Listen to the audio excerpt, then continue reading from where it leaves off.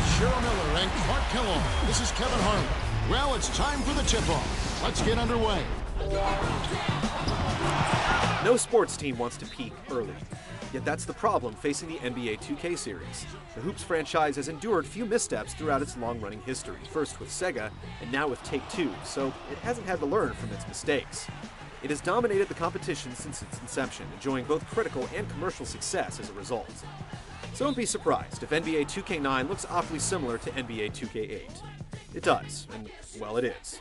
There are no rim-shaking, backboard-shattering features or radically reinvented play mechanics, in part because they really aren't necessary. Could the series be a victim of its own success?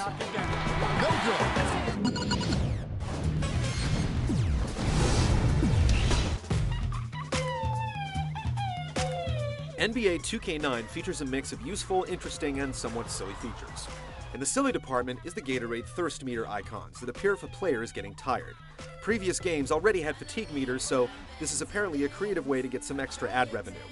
Enhanced lock-on defense is a more useful addition, with the right analog stick used to cover a player in 9 different positions after holding down the shoulder button. This allows you to subtly adjust your defender's coverage to cut off passing routes to a specific side, shut down open lanes, and so forth. The deep franchise mode, known as the Association, has graduated to 2.0 for NBA 2K9, but it's not necessarily twice as nice. The mode is mostly the same as in previous versions, with development drills being the most notable new feature.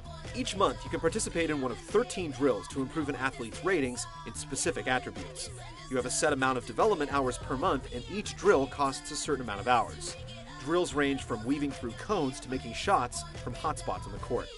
In addition to the Association mode, players can embark on a single season, jump to the playoffs, play a rookie challenge game, practice, and create custom situations to complete. New York City's Rucker Park serves as the backdrop for the NBA Blacktop option, which lets you compete in pickup games, a Sprite-sponsored dunk challenge, a three-point shootout, a game of 21, and dunk school. These mini-events are a nice break from the main title, especially the dunk challenge. One gripe about the game's design is the annoying interface, as there are more menus here than at a food court. Features get buried in several screens worth of options, and you can easily get lost unless you know precisely what you're looking for.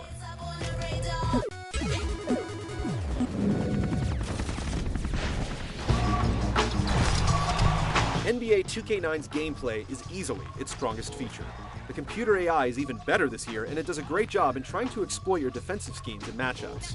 Your teammates are also improved, especially on defense. More importantly, each team you play against utilizes its strengths, making each game different, exciting, and true to life. As with previous NBA 2K games, you can further customize the AI by adjusting an assortment of sliders. From game speed to shooting tendencies, you'll be able to address just about any perceived flaw you find to make the action as realistic or as unrealistic as you desire. Drains it for 3. A potentially interesting option in NBA 2K9 is the ability to download real-time updates. This living rosters option sounds a little creepy, but it ensures that the latest trades, roster moves, hot streaks, and other changes make their way onto your teams. We did have problems with the game freezing at the team select screen while trying to connect to online games, but it was inconsistent, so hopefully they're isolated incidents.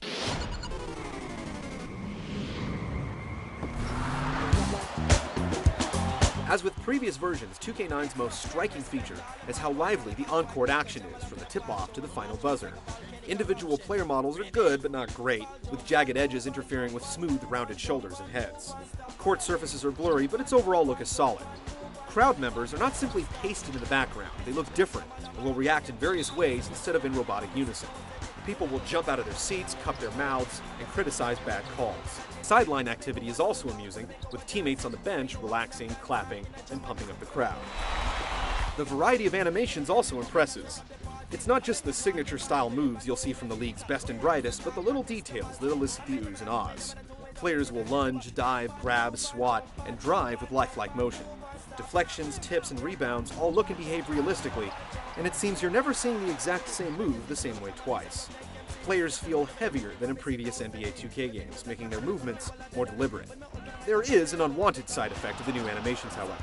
Slight hitches during transition sequences after a steal or a basket are apparent, and some of the moves suffer from delays. Statistical overlays also lack pizzazz, commentary is too generic, and lines are repeated too often. And misses. What was that all about? The NBA 2K series has seen modest improvements since NBA 2K7, primarily due to the level of quality achieved at such an early phase in the next-gen lifecycle.